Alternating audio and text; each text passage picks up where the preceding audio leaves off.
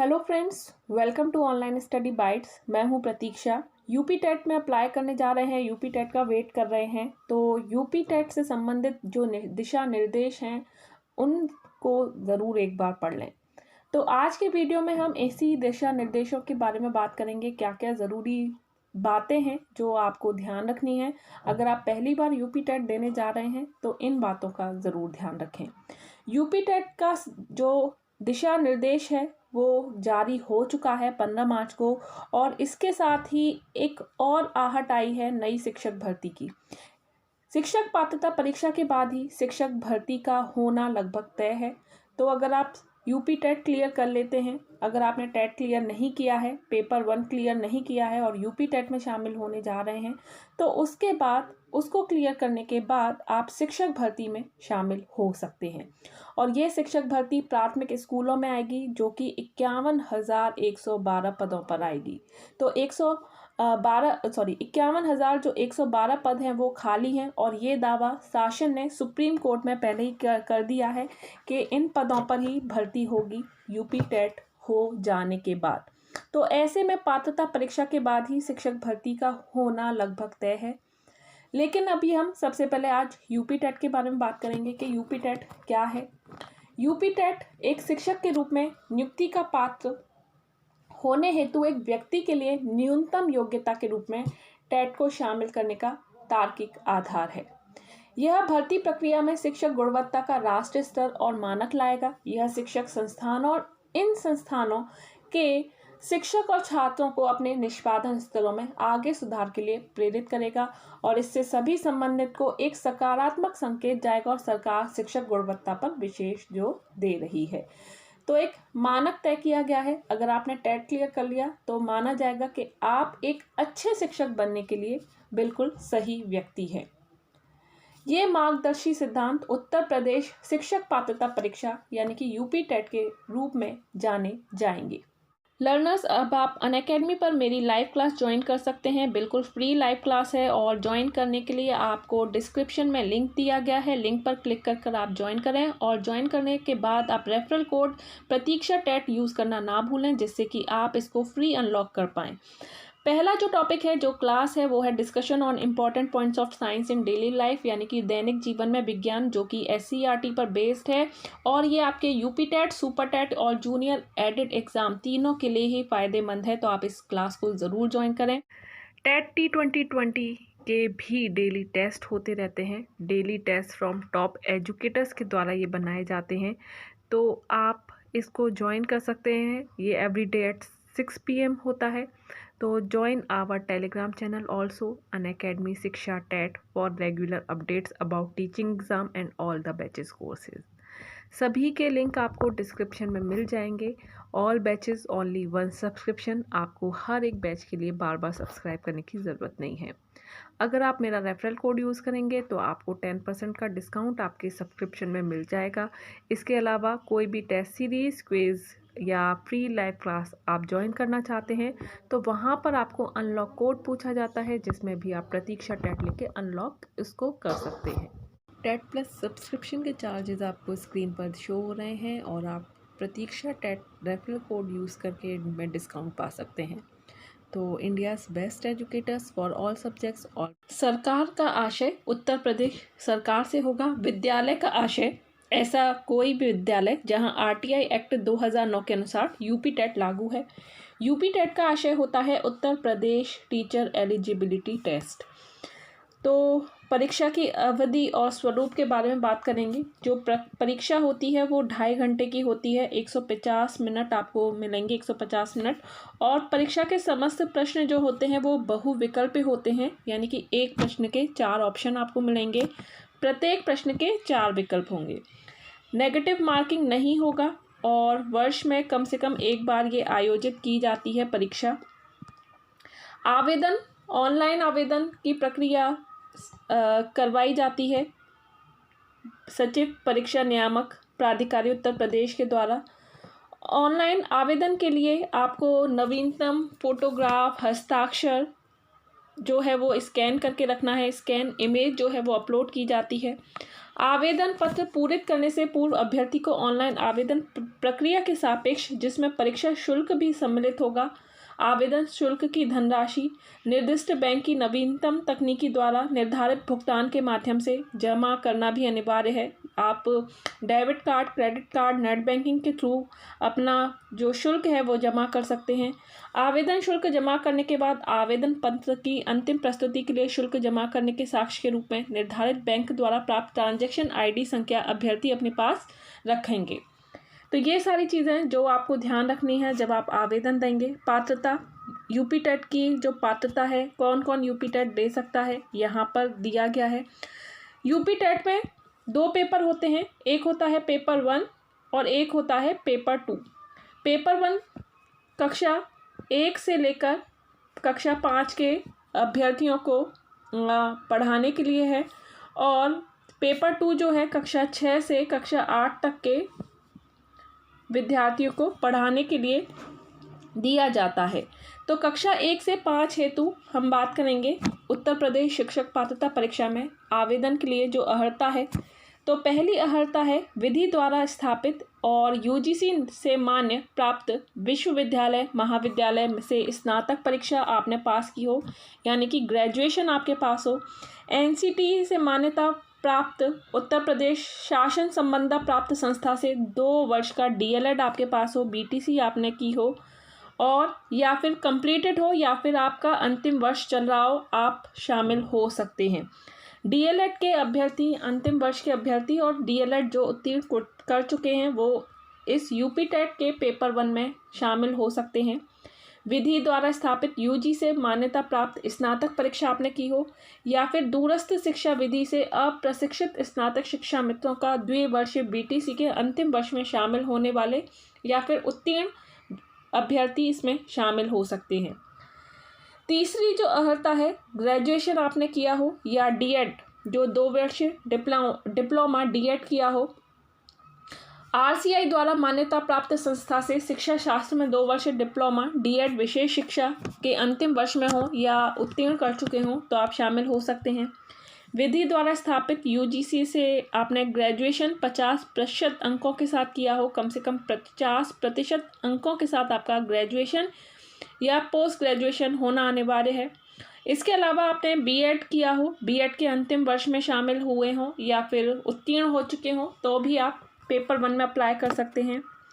Graduation के साथ 45% अंकों के साथ आपने किया हो, या शिक्षा शास्त्र में बीएड जो इस संबंध में समय समय पर जारी किए गए राष्ट्रीय अध्यापक शिक्षा परिषद विनियमों के अनुसार प्राप्त किया गया हो तो आप अप्लाई कर सकते हैं। बीटीसी आपने किया हो, अंतिम वर्ष में हो या उत्तीर्ण कर चुके हो तो आप अप्लाई कर सकते हैं। ग्रेजुएशन होना बहुत ज़रूरी है। विधि द्वारा स्थापित यूजीसी से मान्य आपने ग्रेजुएशन किया हो और बीटीसी उर्दू विशेष प्रशिक्षण के अंतिम वर्ष में हो या आप पास कर चुके हों तो भी आप पेपर 1 में अप्लाई कर सकते हैं। विधि द्वारा स्थापित यूजीसी से मान्यता प्राप्त विश्वविद्यालय से आपने ग्रेजुएशन किया हो या फिर और इसके साथ ही अलीगढ़ मुस्लिम विश्वविद्यालय से डिप्लोमा इन टीचिंग के अंतिम वर्ष में आप शामिल हुए हों या फिर आप पास कर चुके हैं तो भी आप अप्लाई कर सकते हैं।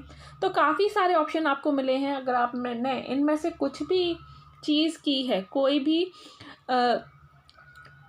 उपाधि आपने ली है, कोई भी इसमें से आपने ग्रेजुएशन के साथ कोई भी डिप्लोमा किया है, डिग्री ली है, तो आप पेपर 1 में अप्लाई कर पाएंगे। यहाँ पर ग्रेजुएशन के साथ आपने अलीगढ़ मुस्लिम विश्वविद्यालय से यानी कि 11/8/97 से पहले मौलिम ए उर्दू उपाधि धारक की है तो आप उर्दू शिक्षक हेतु अप्लाई कर सकते हैं। न्यूनतम 50% अंकों के साथ इंटरमीडिएट किया हो और इसके समकक्ष आपने 4 वर्षीय बीएलएड किया हो और अंतिम वर्ष में हैं या फिर उत्तीर्ण कर चुके हैं तो आप पेपर 1 में अप्लाई कर पाएंगे। तो ये सारे ऑप्शन थे पेपर 1 में अप्लाई करने के लिए। इसके अलावा पेपर 2 की अब हम बात करेंगे। कक्षा 6 से 8 हेतु उत्तर प्रदेश शिक्षक पात्रता परीक्षा में आवेदन हेतु न्यूनतम अर्हता, तो ये सब वही अर्हता हैं जो हमने पेपर 1 में पढ़ी थी, वही सारी चीज़ हैं। बीएड होना ज़रूरी है, डीएलएड होना ज़रूरी है ग्रेजुएशन के साथ साथ, या फिर आपने बीएड जो इस संबंध में समय समय पर जारी किए जाते हैं 45% अंकों के लिए, तो वो सभी जितनी भी चीज़ें थी यही सब चीज़ें पेपर 2 के लिए भी मान्य रखती हैं। तो बीएड आपने विशेष शिक्षा से किया हो, या फिर बीए बीएड किया हो 4 वर्षों का, या फिर बीएससी बीएड किया है, बीएलएड किया है और बीएड विशेष शिक्षा ली है, तो आप इन सभी में से कोई भी आप एक मान्यता रखते हैं, न्यूनतम अर्हता रखते हैं, तो आप पेपर 2 में शामिल हो सकते हैं। अनुसूचित जाति, अनुसूचित जनजाति, अन्य पिछड़ा वर्ग, विशेष आरक्षण श्रेणी के अभ्यर्थियों को पात्रता हेतु न्यूनतम शैक्षिक अर्हता में 5% अंकों की छूट है। यानी कि जहां पर 50% अंक आपसे मांगे हैं ग्रेजुएशन में, अगर आप अनुसूचित जाति, अनुसूचित जनजाति, पिछड़ा वर्ग, विशेष आरक्षण श्रेणी से बिलोंग करते हैं, तो आपके लिए वही 50% अंक अब 45% हो चुके हैं। यानी कि आपने ग्रेजुएशन जो है वो 45% अंकों के साथ किया हो। तो ये थे यूपी टेट की न्यूनतम अर्हता पेपर 1 और पेपर 2 के लिए। इसके साथ ही एनसीटीई से मान्यता प्राप्त संस्थानों से शिक्षा स्नातक की उपाधि जिन्होंने बीएड किया है, बीएड करने वाले अभ्यर्थियों को अब प्रारंभिक यानी कि प्राथमिक विद्यालय में सेवा के लिए नियुक्त किया जा सकेगा और पेपर 1 में वह अप्लाई कर पाएंगे, यानी कि वह अप्लाई कर सकते हैं, जो कि पहले नहीं था। कक्षा 1 से 5 में नियुक्ति हेतु विचार किए जाने पर प्राथमिक शिक्षक के रूप में नियुक्ति होने के 2 वर्ष के भीतर उन्हें एनसीटीई द्वारा मान्यता प्राप्त शिक्षा में 6 माह का एक ब्रिज कोर्स करना होगा और इस ब्रिज कोर्स करने के बाद ही उनका ये पाठ्यक्रम पूरा माना जाएगा और उसके बाद ही वह जॉब के लिए पक्के माने जाएंगे। ऐसे अभ्यर्थी जो शिक्षा शास्त्र में स्नातक डिग्री यानी कि बीएड और प्रारंभिक शिक्षा में डिप्लोमा के अंतिम वर्ष में शामिल हो रहे हैं को अनंतिम रूप से प्रवेश दिया जाएगा और उनका यूपी टेट प्रमाण पत्र उक्त परीक्षाओं के उत्तीर्ण करने पर ही वैध होगा। ये आपको बता दिया गया है, जब आप उत्तीर्ण कर लेंगे तभी वो वैध माना जाएगा, लेकिन आप शामिल हो सकते हैं, पेपर दे सकते हैं। ऐसे अभ्यर्थी जिसके पास उपयुक्त योग्यता नहीं है जो आपको बताई गई है, तो आप यूपी टेट में शामिल होने के लिए पात्र नहीं होंगे। यूपी टेट की संरचना और विषय वस्तु के बारे में देख लेते हैं। यूपी टेट में सभी प्रश्न एक सही उत्तर के साथ 4 विकल्प वाले बहुविकल्प प्रश्न होंगे, जो कि एमसीक्यूज कहलाते हैं। प्रत्येक प्रश्न का 1 अंक होगा। टोटल 150 प्रश्न होंगे। नेगेटिव मार्किंग नहीं होगी। प्रथम प्रश्न पत्र ऐसे व्यक्तियों के लिए है जो कक्षा 1 से 5 तक के लिए शिक्षक बनना चाहते हैं, जो कि प्राथमिक स्तर कहलाया जाता है। और इसी के बाद अगर आप क्लियर कर लेते हैं इस पेपर को, तो सुपर टेट यानी कि प्राथमिक शिक्षक भर्ती परीक्षा में आप शामिल हो सकते हैं। द्वितीय प्रश्न पत्र ऐसे व्यक्तियों के लिए होगा जो 6 से 8 तक के लिए शिक्षक बनना चाहते हैं, जिसे हम उच्च प्राथमिक स्तर कहते हैं। जो आजकल जूनियर एडिट की वैकेंसीज निकली हैं, वो दूसरे प्रश्न पत्र में को पास करने वाले अभ्यर्थियों के लिए हैं।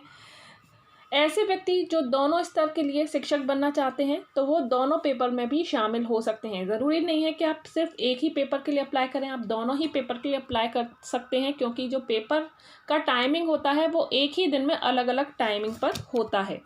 परीक्षा की अवधि जो होगी वो 2.5 घंटे की होगी, यानी कि 150 मिनट की होती है। और विषय वस्तु अगर हम पेपर 1 की बात करें या पेपर 2 की बात करें, तो यहाँ पर आपको विषय वस्तु दी गई है। बाल विकास और शिक्षण विधि के 30 प्रश्न होते हैं, क्योंकि 150 प्रश्न है तो 150 प्रश्न के बारे में बताया गया है। भाषा प्रथम हमेशा हिंदी ही होगा आपका यूपी टेट में। आप इसमें कोई भी आपको चॉइस नहीं मिलेगी, इसमें आप कोई भी और लैंग्वेज सेलेक्ट नहीं कर सकते हैं, आपको हिंदी आपके लिए कंपलसरी है। तीसरा जो है भाषा द्वितीय, इसमें आप अंग्रेजी, उर्दू और संस्कृत में से कोई भी एक भाषा चुन सकते हैं। तो आपने जिससे ग्रेजुएशन 12 या जो भी आपको भाषा आती है जिसमें आप महारत हासिल करते हैं, वो भाषा आप यहाँ पर चूज़ कर सकते हैं। तो इसमें भी आपको 30 क्वेश्चन मिलेंगे। गणित, यहाँ पेपर 1 की बात हो रही है, तो गणित में 30 प्रश्न। और पर्यावरण अध्ययन जो 5 भागों में पेपर 1 बटा होता है, जिसका 5वां पार्ट होता है पर्यावरण अध्ययन, उसके भी 30 प्रश्न यहाँ पर देखने को मिलेंगे। तो 150 अंक का ये पेपर होता है। तो 150 प्रश्न का पेपर 1 होगा, जो कि 5 भागों में बटा हुआ था। अब हम बात करेंगे पेपर 2 की। तो पेपर 2 में आपको चॉइस मिलती है। जो गणित वाले अभ्यर्थी हैं वो गणित और विज्ञान शिक्षक के लिए अप्लाई करना चाहते हैं तो वह गणित और विज्ञान चूज़ करेंगे।